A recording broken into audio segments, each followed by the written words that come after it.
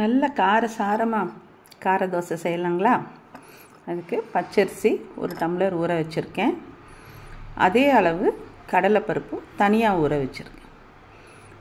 கடலைப்பருப்பு ஒரு அரை மணி நேரம் ஊறினா போதும், ரொம்ப நேரம் ஊற வேண்டாம். அரிசி மட்டும் ஒரு 1 hour ஊற வைங்க. இதுக்கு தேவையான அளவு காரத்துக்கு காஞ்ச மிளகாவும் சோம்பு எடுத்து வச்சுக்கோங்க. இதெல்லாம் அரைக்கிறதுக்கு பூண்டு நல்லா ஒரு கைப்பிடி அளவு.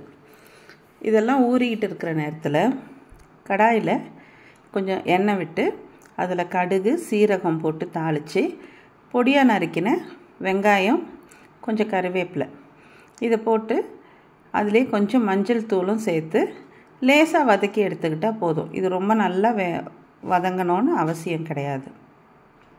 எப்படி இருந்தாலும் இதை அரைச்ச மாவில் கலந்து சுடுறப்போ அது நல்லா செவந்து விடும்.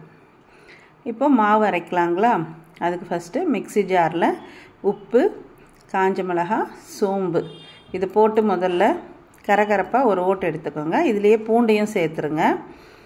இது நல்லா கரகரப்பாக அரைச்சதுக்கப்புறம் இதுலேயே இப்போது பச்சரிசியை போடுங்க. பச்சரிசி ஊறினதை சேர்த்து நல்லா நைஸாக அரைச்சி எடுத்துக்கோங்க.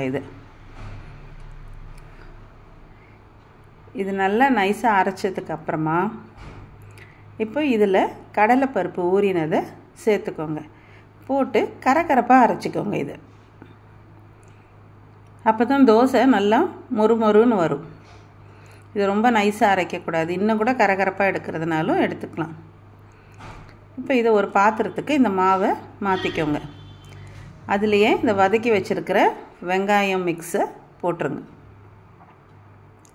போட்டு இது கூட கொஞ்சம் தேங்காய் சேர்த்தா இன்னும் டேஸ்ட்டாக இருக்கும்.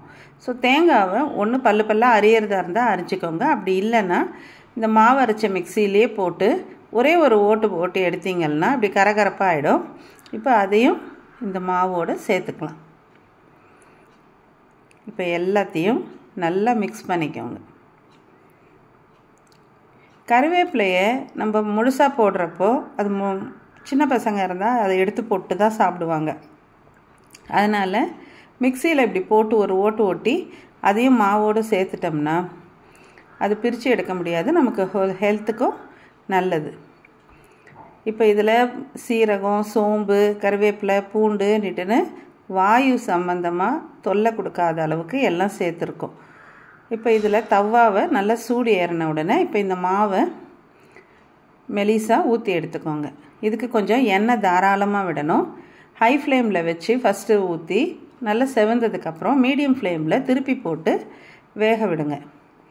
இப்போ வெந்ததுக்கப்புறம் நல்லா மடித்து எடுத்து தட்டில் வச்சுக்கிட்டு இதுக்கு கூடவே தேங்காய், பொட்டுக்கடலை, பச்சை மிளகா, உப்பு வச்சு அரைச்ச ஒரு தேங்காய் சட்னியை சேர்த்து சாப்பிட்டு பாருங்களேன். நல்ல டேஸ்டியான கார தோசை ரெடி.